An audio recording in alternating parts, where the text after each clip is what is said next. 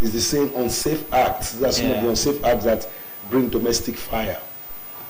Safety, like I said, we should push for safety, not the preventive measures. In fact, when Oga was talking, he talked about, asking the babies to go and pass. That's even a bigger part. Asking a baby to go and turn off the gas is a problem, because from turning off the gas, one day he wants to go and turn it on. So when he's a baby, don't even allow them get close to the gas. And then, of course, what I want to say is that we must take preventive measures very seriously. For example, having two gas is good, but knowing how to even keep the gas, the cylinder, is very important. Gas, when one was on, and then something went on, like keeping an inflammable container where you have a flame already, So we should be careful. And this 1 minute rush, it happens on our road. Somebody is rushing to just move, to just how do you say it? When you are before traffic and you want to meet up. You want to meet up. You are in a hurry, and for 1 minute you cause yourself an accident and you're not able to meet up again. Sometimes it's better to go late than to be late. We should learn to be very careful. What stops one from turning off the gas? When you want to light up another one. Knowing that, and when you have these measures taken care of, for example, if fire is catching up outside of your house, you see, that's the bad part with gas. It can explode. When fire is outside of your house, it's a different fire is inside your house. That psychological tension will not be there. All you'll be looking out for is, how do I curtail this fire before it goes out of hand? But not when your life is in danger. So we must be careful. I used to tell people like a joke that people who have made it are not in a hurry. This one that you are in a hurry to get somewhere, and you are still where you are, be careful. Calculate. When you plan and you calculate, you don't make some mistakes. I know things are bound to happen. When somebody, when I was going through this story of worry, and that the daughter was planning to travel out of somebody said, Abi, then do them. But if they do you and you are planned yourself, well, some of these things will not happen. Because, maybe in a very tight kitchen, you have one cylinder on. And probably that cylinder they brought is even close to the other one. So it's like keeping fuel where there is fire. And these are the things we want to talk about here today, that we must take preventive measures. If you have two cylinders in your house, you should keep one in a safe place. Just as we say, keep medicine out of reach of children, keep gas cylinders out of reach of flame, so that it doesn't. We're going to come to preventive measures that have to be taken. But let me come back to you. And there's something that's actually been bothering a lot. I've seen it on social media. I've seen it on sit-out interactions. And it's always about this notion that phone calls must not be answered, should not be answered while you are in the kitchen. If they occur unconsciously, a lot of us have learnt it. But I want you to inform, educate, and elaborate on this.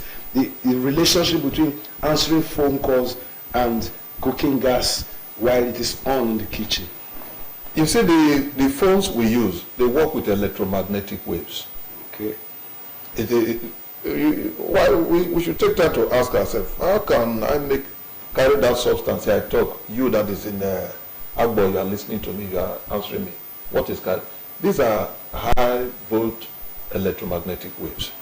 And they can lead to anything. There is no filling station, any standard filling station you will go to that you will not see the sign, switch off your phone. In fact, if you go to Tank Farm, the closest one with us here, you have the ones at Ubeji, at Ogara, at Koko. They will never allow you go into the operational area with your phone. At all. Because the phone can ring at any time. I am a living witness because my cousin has suffered from it. Thank God he's alive to tell the story today. He was turning fuel into the generator, like you said, and his phone rang. Immediately he okayed it. There was an explosion. Immediately he okayed the phone. There was an explosion. Let's understand. From turning the fuel. He was turning the fuel. I want to understand the phone as light. Let's understand something. Yes. But the gen was off. Yes. The gen was not on. Let me tell you, the fuel, as we say, is not just, we just look at it, fuel, petrol. No, fuel goes beyond that. Fuel is any combustible material. If this thing can burn, it is fuel. As I'm here, if I can burn, I'm fuel. But we are now talking about flammable liquids. Okay. Most of the flammable liquids, it's not the liquid that burns. It is the vapor that it gives. It gives out flammable vapor. It is the vapor that burns. So once the vapor is coming out and mixed with that electromagnetic wave, there is current. Okay. Something will happen. Well, yeah, that's so when you are turning the fuel, you will just look at it. I'm turning fuel. As you are turning fuel, look at it properly. You see the vapor rising. It is that vapor that burns. It's not. If you even want to go deep into it, there's what we call paralysis. Pyrolysis. Pyrolysis. Yes. If you set wood on fire, it undergoes decomposition and gives out the vapor that burns. These things are scientific. It's something that happens in a flash. You think it's the wood. It's not just the wood as per the wood that is burning. It's undergoing a process. That is why we say there is fire, there is flame.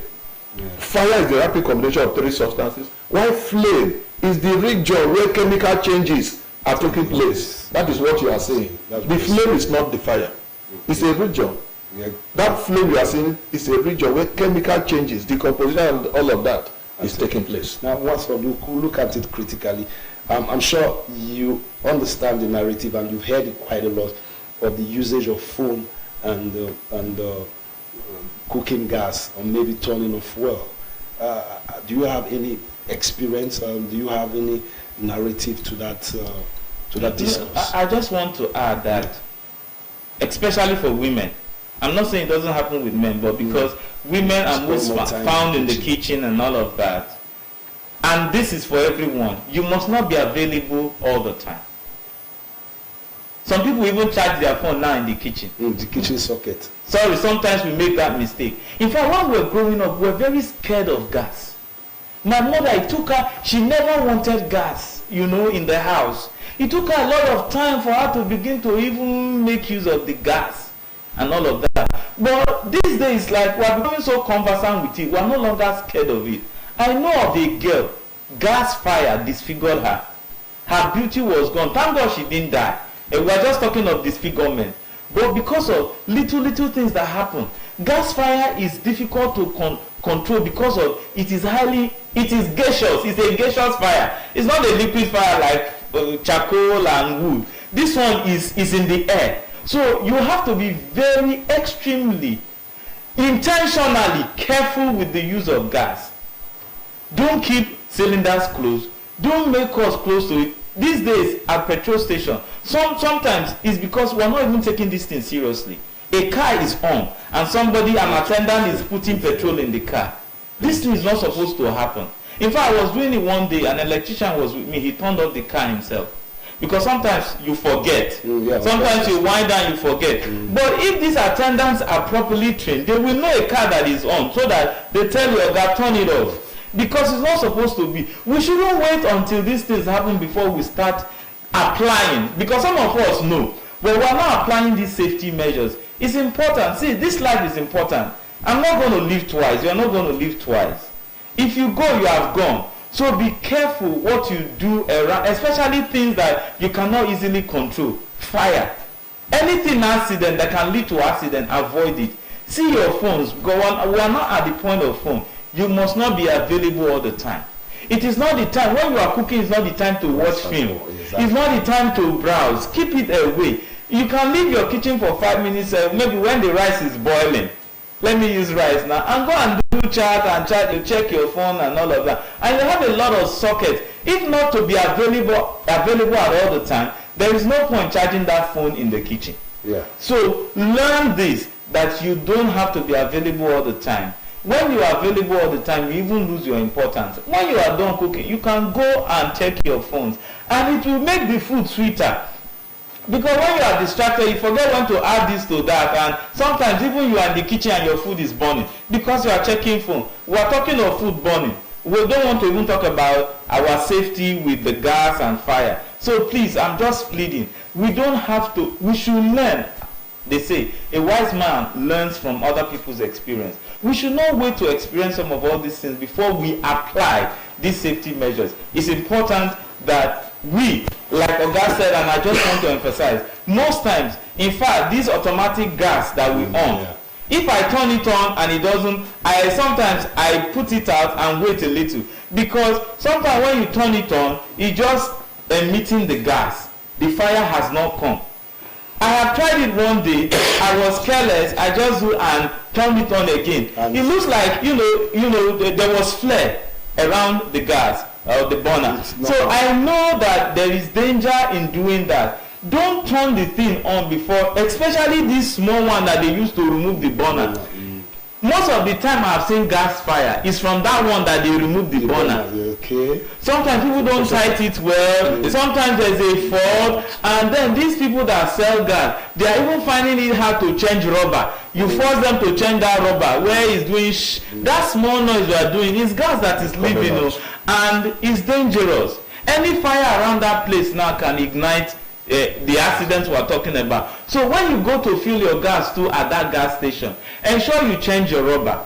The rubber is not expensive. Ensure they change it. Sometimes you tell them, they say no, your rubber is good. I've gone now.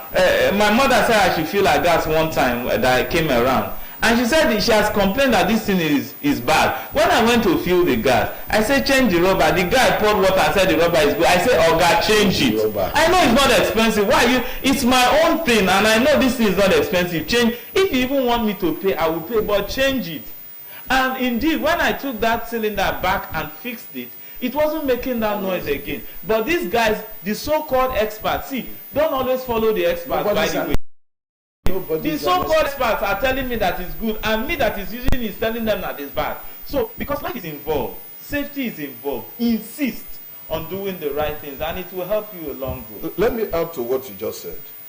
You see this camping gas, it will be better that if you take it to fill and you come back, you want to tight the head, tight it outside. Don't take it into the kitchen to go and tight. Because that the burner, the process of losing it, it will emit gas, definitely. If you fill the cylinder and you are tightening it, it will still emit gas.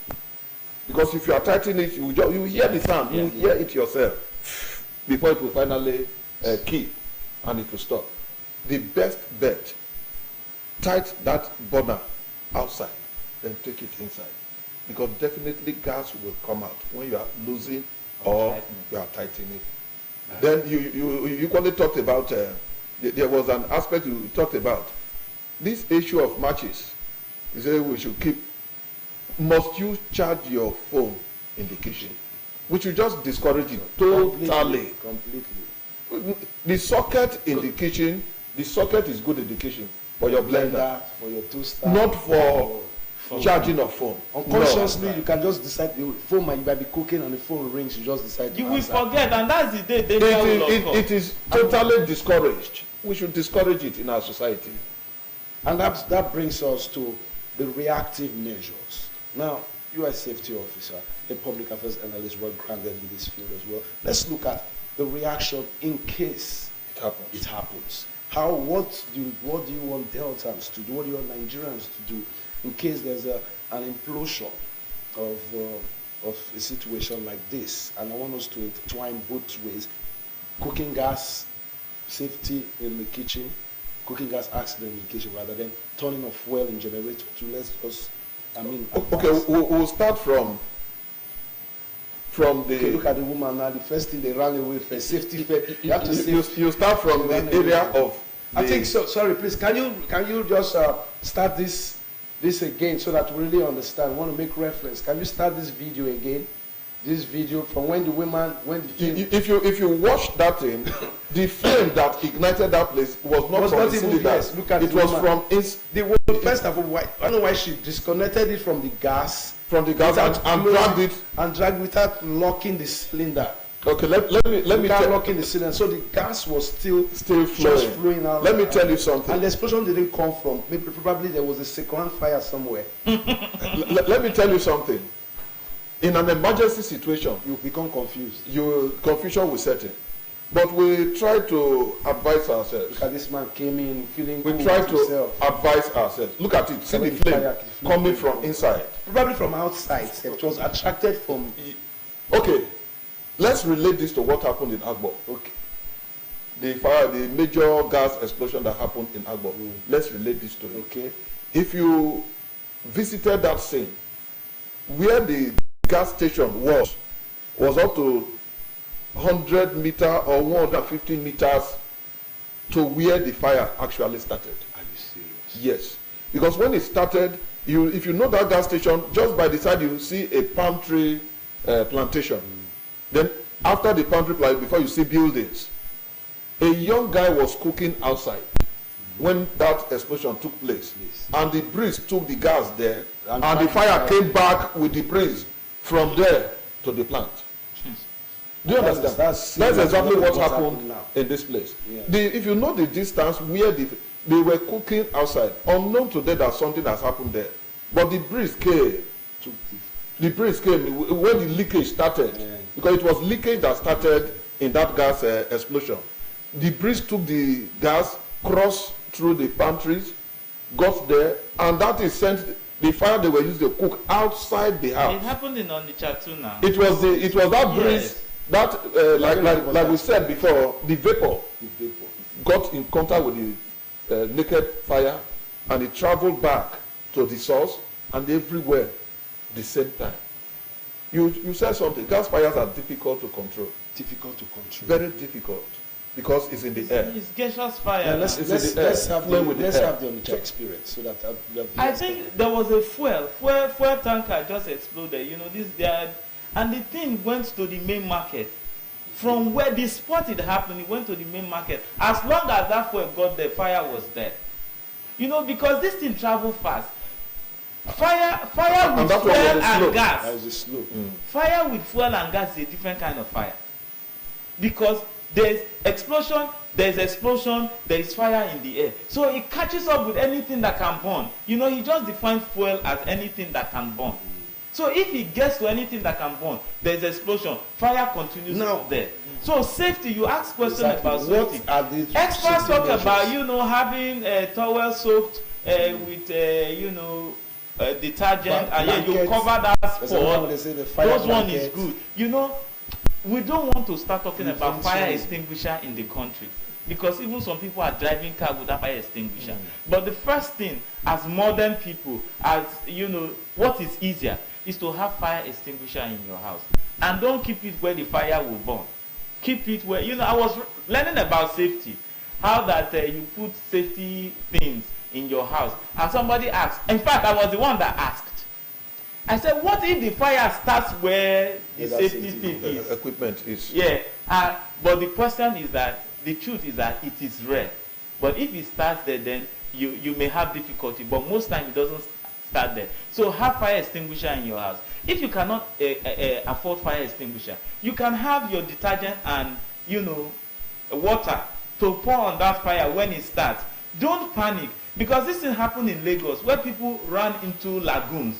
You're trying to run from bomb explosion, you now entered into lagoon where you can't even swim out, because that water is not even safe to swim in. So when you have incidents or accidents like this, think of what to do. I know confusion sets in, but confusion will not save the day. Think of what to do. It happened when my father was in the house, and the children, his grandchildren, were at home. And you know what happened? The children lit with matches. I don't know how they got access to matches. The curtain started burning, from the foam. It's a big foam. And all of a sudden, when grandma came, she said, see smoke. Even my dad waved it off. That smoke from where now? How would smoke? All of a sudden, when he looked, there was smoke coming from his own room. That was where the children actually lit the matches, and all of that. But with the help of people, and he's an officer too, he was able to, have detergent, water, and he was pouring to save the day. Because ordinary water does not save it. You must look for something that discourages burning. That's the essence of, there's a chemical in detergent that discourages burning. It's like it absorbs oxygen. That's why we say put detergent in water and pour when you have such incidents. Or if the fire is not so big, like from those camp gas. You can have this thing, towel, blanket soaked in water and cover that spot. That water is to remove oxygen, because it's oxygen that encourages fire to burn. You know, so when you put that blanket, it will kind of absorb the oxygen and kind of, you know, quench the fire if it's not so big. You see, we're talking of preventive measure. In the issue of cooking gas, LPG, once it will always start from a leakage. We should be sensitive enough to know that there is gas odor in this house. Yes. Once you notice it, let me tell you, the original cooking gas from production doesn't have odor. Wow. No, it doesn't. Society like that, the disaster will cannot enjoy it. It is at the point of, if you go to Beji, mattress tank farm, when the barge brings the gas, as they are discharging it, they introduce the odor to it for this safety purpose. The odor is normally introduced into it before they dispense to the public. To help us, and so we cannot afford to ignore that odor. So the odor is for you to know that when you perceive it, you know how gas is smelling. It's in the air. So when you notice that odor, the first thing, don't panic. It has happened in my house. In my house, we woke up in the night, everywhere was smelling gas. I just shouted, everybody remain where you are. Don't move. No panic. Don't move. Just remain where you are. No matter how dark the house is, I'm used to the house. I found my way to the kitchen, open the door quietly. Don't rush. In an attempt to, most of our external doors are metal. In an attempt to you spark and there will be problem. I quietly opened it, went outside, locked the cylinder. Okay, yeah. Locked the bar. That was outside. You see, safety has been installed already. The gas cylinder is outside. I will tell you what happened. I'm just giving you. I locked it, came back, opened all the windows. Then I asked everybody, oh yeah, outside. We went outside and sat down. Opened all the windows. Let the air go out. It was later we discovered that rat ate the pipe. Okay. And the rat died. Because of the gas. In the morning when we woke up, we saw a very mighty rat. How come? We looked around. They wanted to cook that morning. I said, okay, let me go and on the... As I on it, the odor came up again. I locked it. We looked at the pipe. We removed it. We discovered that rat has eaten the pipe. What am I trying to say? When you perceive that odor, you must exercise serious caution in touching anything. Even on your lights, electricity, it's not advisable. You know that our socket, sometimes when you press it, there's always a little spark inside that you don't know. That's switching off the socket, the switch. It will. So don't on anything until you are open the windows. Let the odor calm down. That is the first step to take when you perceive odor. Don't just rush. It will calm down. Then find solution to the problem immediately. Like I said initially, there should be nothing like managing a cylinder in any way. Then you just gave an example of what happened around you, and that is what I've mentioned it here severally. The matches we use in our home has an instruction for you and me. How many of us know the instruction? How many of us know it? How many of us adhere to that simple, very simple, keep away from children? It's then any match box you see, keep away from children. Keep away from children. It is written there. But we don't take it to heart. Quite a Korean one. So much being learned today. Once we're looking at critically the domestic gas safety in our homes. A lot of people have been victims of gas explosions in so many places. We can see the phone numbers of the Delta State Fire Service being displayed right there on our screen for Asaba, Warri, Agbo, and Saple, so that in case of emergencies, not just domestic gas fire alone, but any kind of fire, the station to call is the Delta State Fire Service, and they'll respond promptly to you wherever. But however, we're back on a very familiar terrain, talking about the management of, well, I don't know, managing domestic fire in the house, managing it. We provide a lot of solutions, no doubt. But for, you saw the picture we saw right now. The first thing the woman did, she pulled it out, ran outside to call a man, and the explosion, and she ran outside. What could she have done that could have reduced the impact and the effect of that? Because when you saw the pipe was just, she didn't off the cylinder. Well, I couldn't understand. What do you think? I don't even want you to even finish your question before I enter. I think the woman increased that incident, the accident. Yes. How come she went to remove the pipe? You know, the fire wouldn't have been this bad if she did not. I don't know where we get our. You want to save a situation and you are creating more trouble. Because how come you went and just pulled out that thing? You wanted to cause trouble. In fact, you know, if so, you both will investigate this matter. Madam, what's your role in this? Because I even without being told, you know that when you expose gas, you were actually calling for fire. Yes. And now you saw something and then you just removed the pipe. And the whole thing, in fact, it was when I watched it again that I saw that that thing that was moving was the gas, and you know. So in management, like we said, don't panic, so that you don't create more sin trying to solve a problem. If you have such incidents, because sometimes the flame is so close to the cylinder, you may not be able to go there to even turn off anything. First is to leave. It is better that property burns down than life goes lost. Now, if there is a solution, because gas doesn't just start burning and then explosion comes. If there is a solution, for example, my first incident was when I was 7. The first thing was to find a way to throw that camp gas outside. So we're trying to control the fire outside.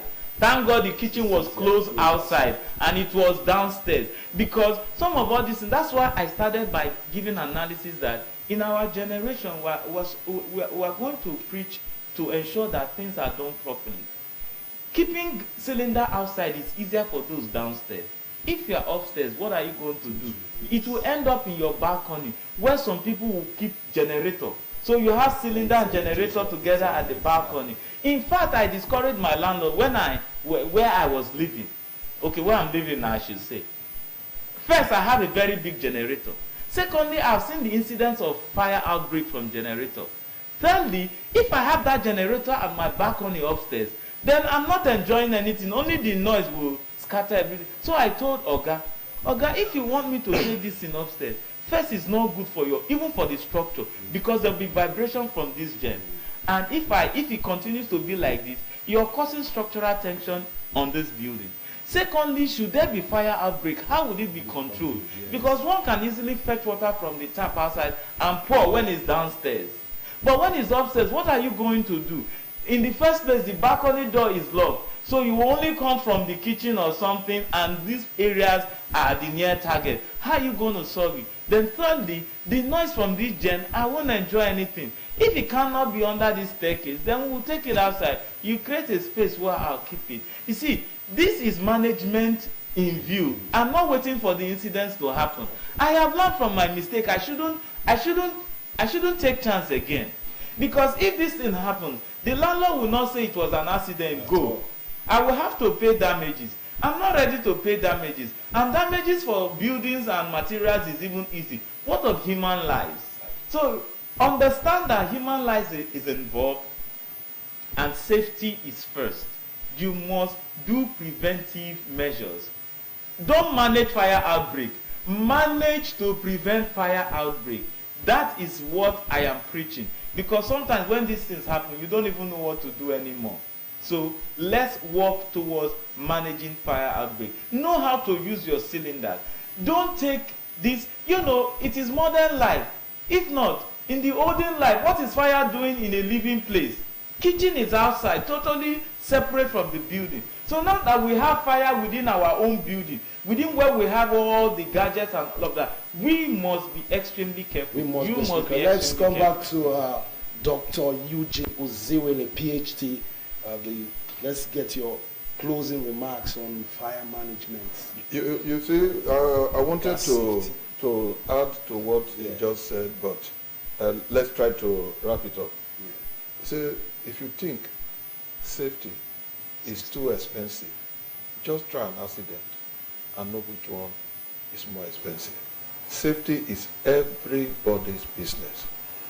When it is happening, he who fights and run away will live to fight another day.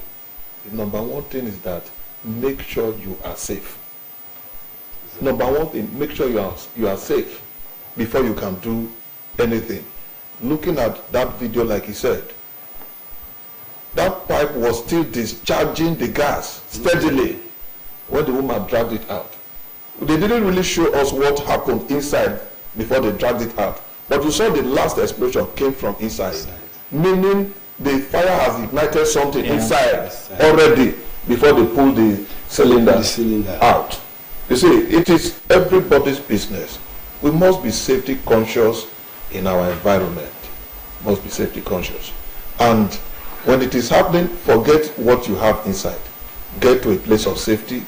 Make sure you are safe to be able to take the next step. Make sure you're safe to be able to take the next step. So says my team of panelists live here on the discussing domestic gas safety. Safety is expensive. An accident, you see the difference. It's been a very incisive, informative, of course, on faculty today. I must appreciate your coming on the program. Thanks for coming, Dr. Eugene Ezuwele. Thank you very much. Of course, Chika Omoso, thanks for coming. Thank you for having me. So we'll come your way on the faculty again tomorrow. Do have a blessed day. Good afternoon.